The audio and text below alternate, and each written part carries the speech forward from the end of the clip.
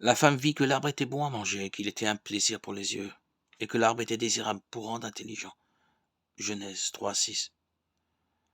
Tout ce qui est dans le monde, la convoitise de la chair, la convoitise des yeux, l'orgueil de la vie, n'est pas du Père, mais est du monde. 1 Jean 2:16. Adam, le premier homme, a désobéi à Dieu et a entraîné dans le péché tous les hommes après lui. Jésus, appelé le dernier Adam, 1 Corinthiens 15, 45, 47, parfaitement obéissant à Dieu, a recommencé l'histoire de l'homme. Il est devenu par sa mort et sa résurrection celui qui délivre du pouvoir du péché. Les deux ont été tentés par Satan, mais Adam était dans le paradis, un lieu de délices. Jésus a été retenté dans un désert.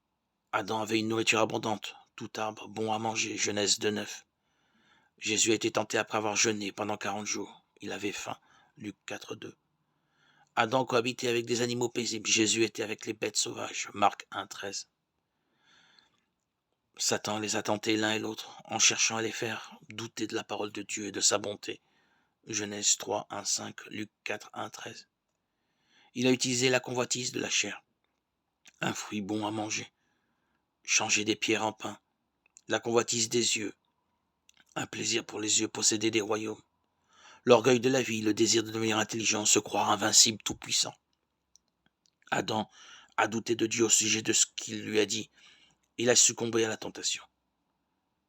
Jésus est resté fidèle à cause de sa perfection intrinsèque, dans une confiance absolue en Dieu.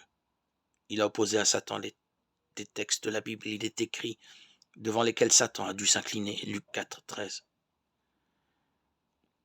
Avant de commencer son service public, Jésus a ainsi démontré qu'il était parfait, qualifié pour nous sortir du chemin que le premier Adam avait pris, et nous avec lui.